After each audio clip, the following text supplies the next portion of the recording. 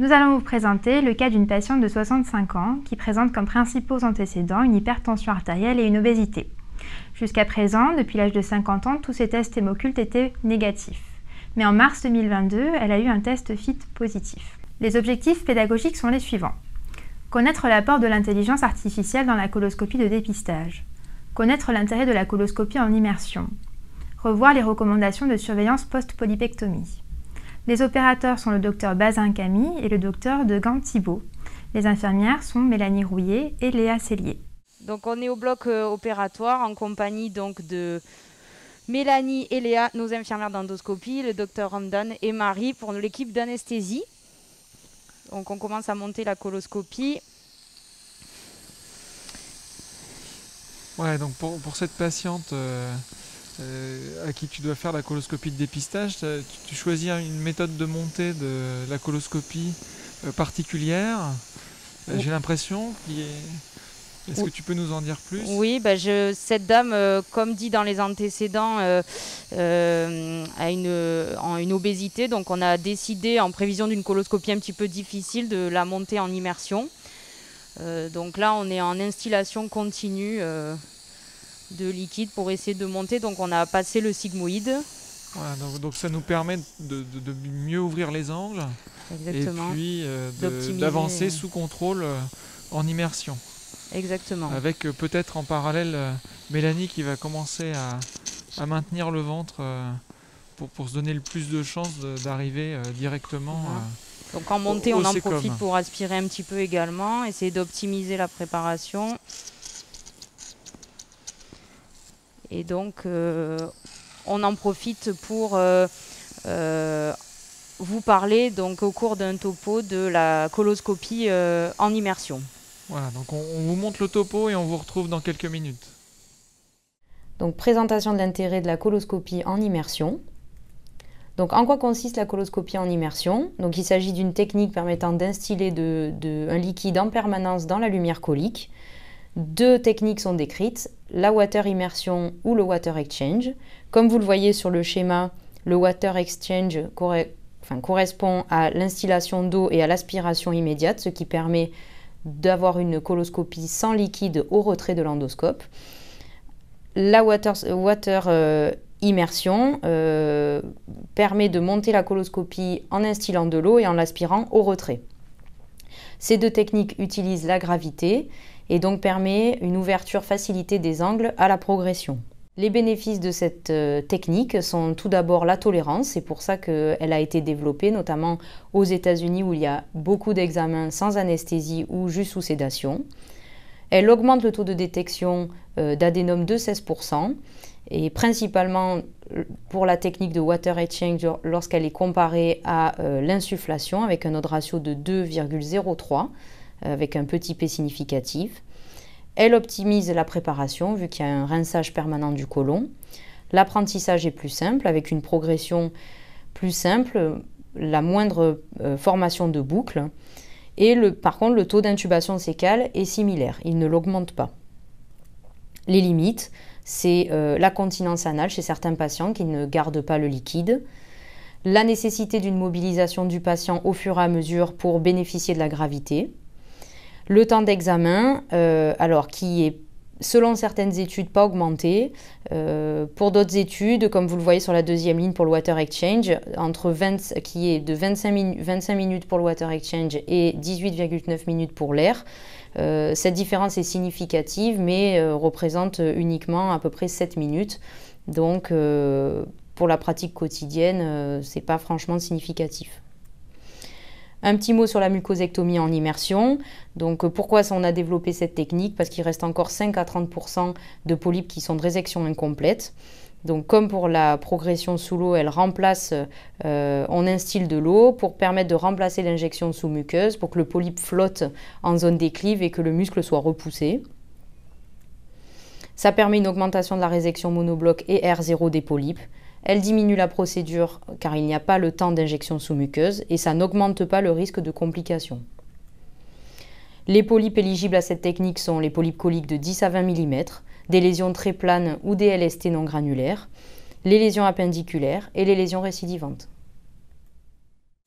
Voilà, donc vous voyez que Mélanie a commencé initialement par maintenir le sigmoïde pour éviter que la boucle se forme, puis petit à petit elle suit les mouvements de l'opérateur à la caméra pour voir si l'endoscope répond bien à la montée et si on peut continuer à progresser. Voilà, donc on avance tranquillement. Manifestement, il y a une boucle qui s'est formée, si je ne me trompe pas. Voilà, on va se repositionner.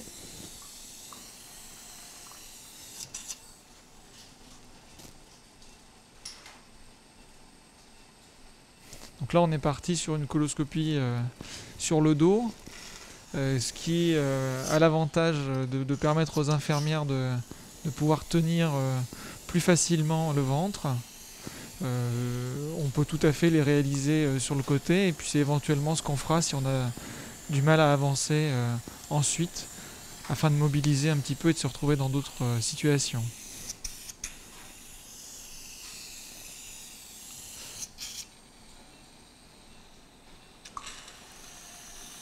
Donc là, j'aspire un petit peu en même temps pour essayer d'optimiser la vue.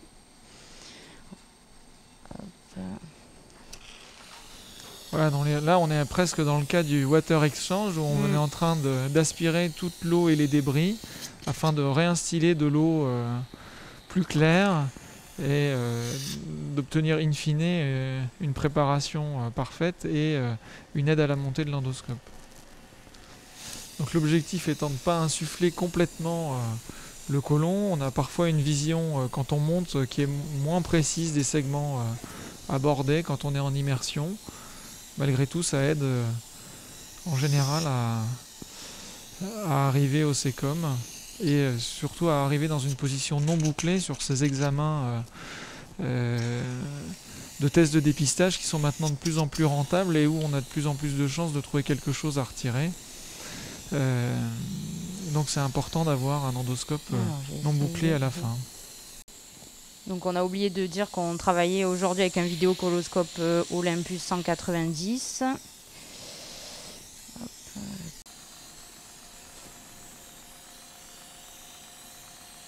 Voilà, donc là on voit que la manœuvre de débouclage permet quand même d'avancer dans cet angle qui n'était pas évident à obtenir. On aspire tous les débris pour se retrouver dans une vision un petit peu plus claire.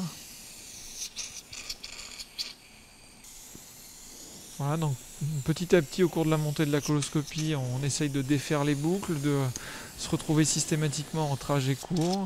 Pour défaire les boucles, on a la pression sur le ventre et la rotation horaire ou anti-horaire de l'endoscope qui va nous permettre de défaire la boucle qui s'est créée La et seringue de d'air, pouvoir tu vois. monter progressivement. Hop, tiens, pardon. Merci.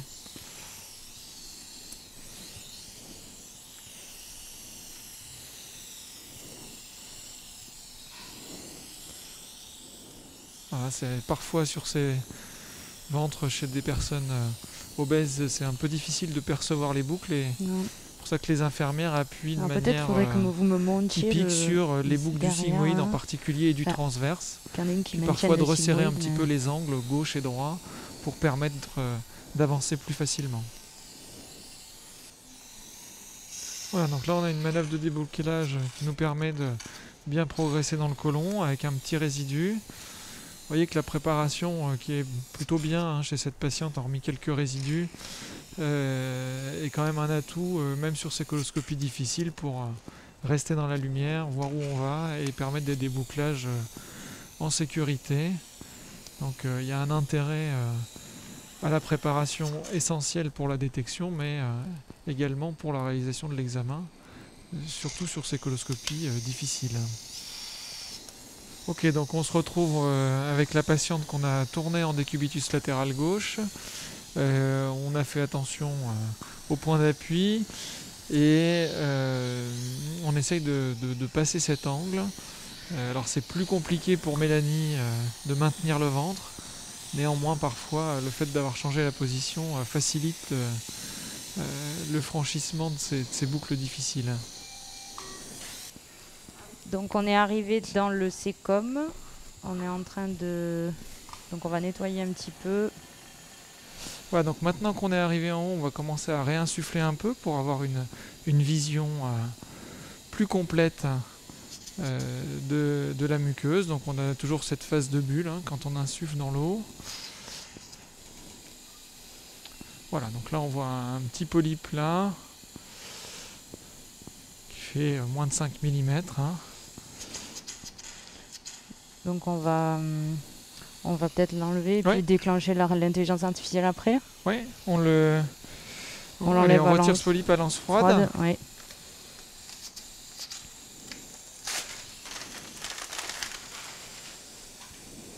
Tu mettras un piège.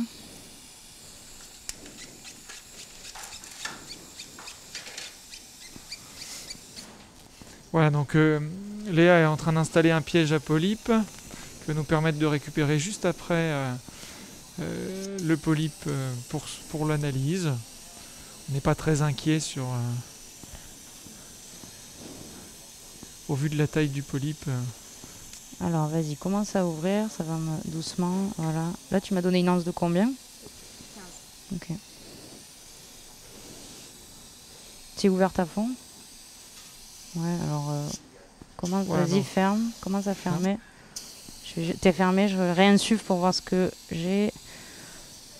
Donc on a le On polype. a l'habitude de prendre cette anse de 15 qui a Olympus de 15 mm qui a l'intérêt d'être à la fois froide et chaude et donc qui nous permet sur des coloscopies de dépistage de retirer l'essentiel des polypes qu'on va retrouver.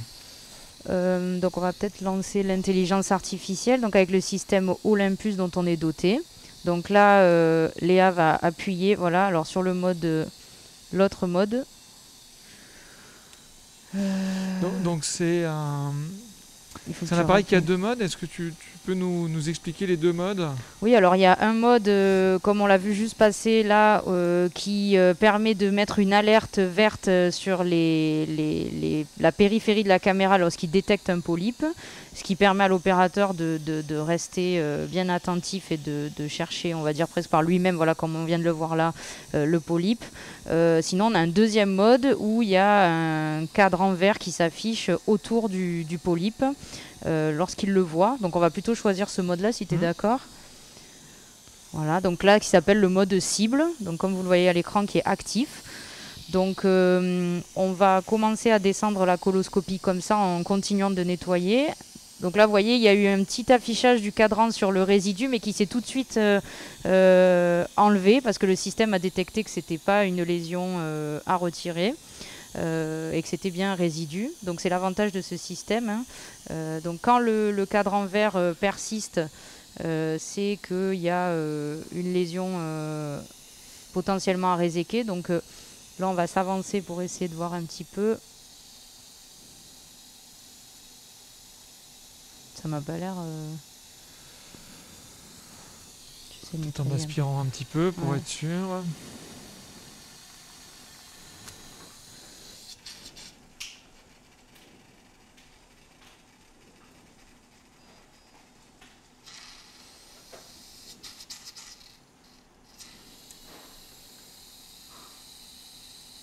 Voilà, donc on retrouve cette petite, voilà, ce petit encart à droite. On va insuffler petit à petit, voir si c'est justifié.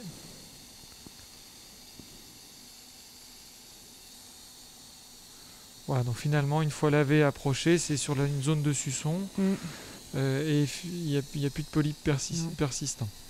Voilà, donc on va reculer tranquillement la coloscopie.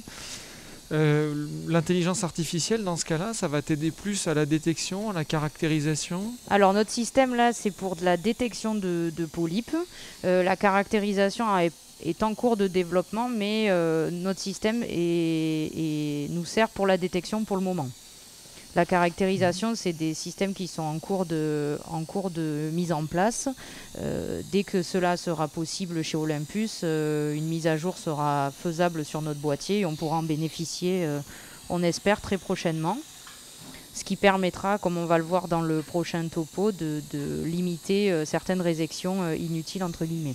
Voilà, donc on va voir une petite mise au point sur l'intérêt de l'intelligence artificielle.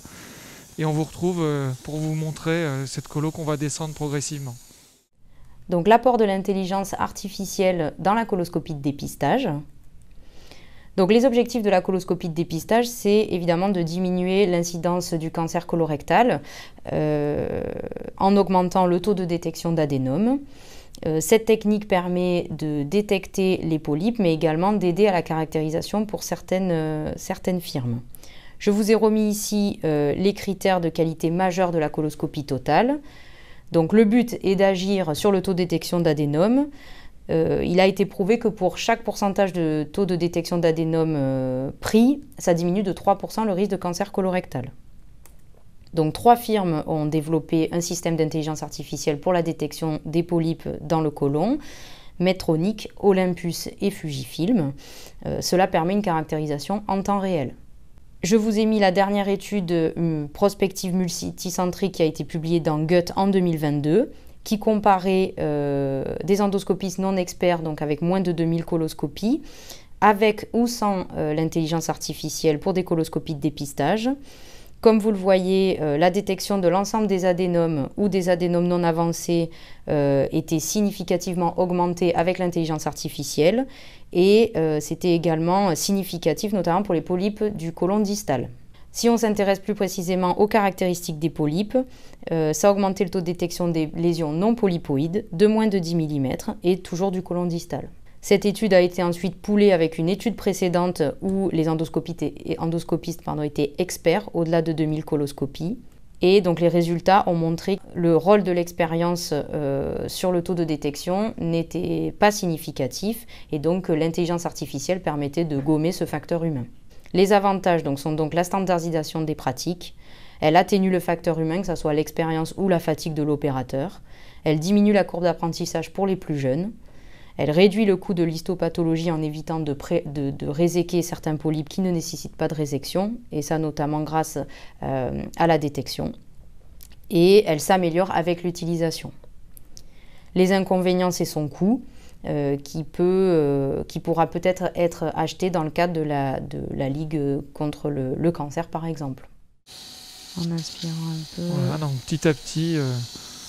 on va descendre tranquillement, ça n'empêche pas et ça ne dispense pas de regarder toutes les zones du côlon, d'avoir un système de ce type-là. Ce qu'on avait pu voir, c'est que... voilà, donc vous voyez là un exemple de réel polype. On va juste se nettoyer bien la zone. On va nettoyer un petit peu. On va reprendre l'anse froide, Léa. Vous voyez que cette fois-ci, le carré, normalement, une fois que l'image sera nette, va persister sur ce petit polype. Voilà. Donc là, on va réinsuffler peut-être un petit peu. Voilà, vous voyez que il y a plusieurs zones qui flashent, il a du mal à fixer son attention. Voilà. Finalement, une fois insufflé, il précise un petit peu son idée. Voilà, il y a beaucoup de choses qui flashent. Cette fois-ci, c'est pas forcément l'impression qu'on avait eue sur des utilisations précédentes où on avait l'impression que ce système était assez peu intrusif. Donc on va déjà enlever ce petit truc. Voilà, il y en a plusieurs. Ouais. Il y en a surtout un en bas, j'ai l'impression. Donc il y a ici, ouais.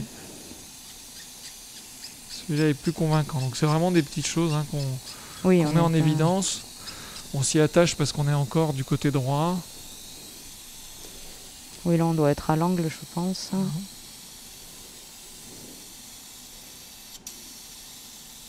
Alors on descend. Voilà, donc on va reprendre la lance froide.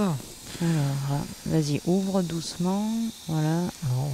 Alors après, la taille de lance est forcément... Voilà, lance, on voit vraiment qu'on a des polypes qui font clairement moins de 5 mm sur une lance de 15. Comment ça fait? Ouais, alors attends, non.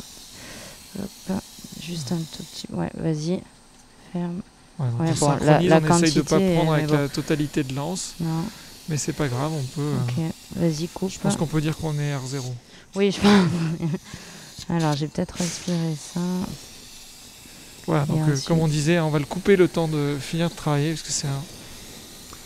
Voilà, on coupe l'intelligence artificielle. On a le même aspect tout à l'heure, avec un minime saignement. Voilà, il suffit en général d'injecter un peu d'eau dessus et... On va se réinsuffler un petit peu. Ça gonfle la sous-muqueuse et ça tarit le saignement. Hop. Voilà. Donc on recule progressivement en balayant bien toute la Voilà, donc là il avait un petit dépôt. Voilà.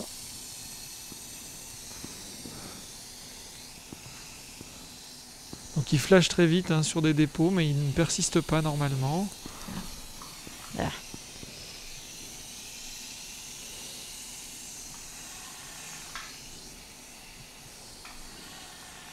J'essaie de me rapprocher.